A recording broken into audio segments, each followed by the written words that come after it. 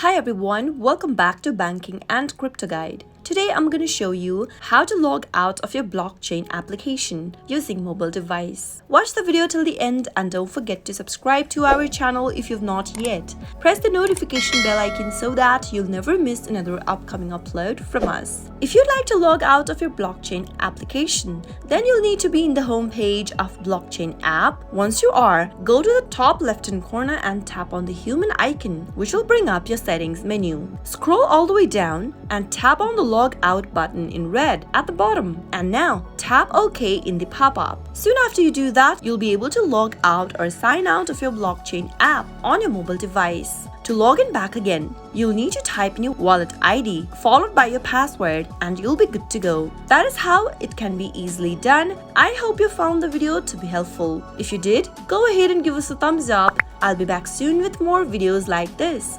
Thank you for watching.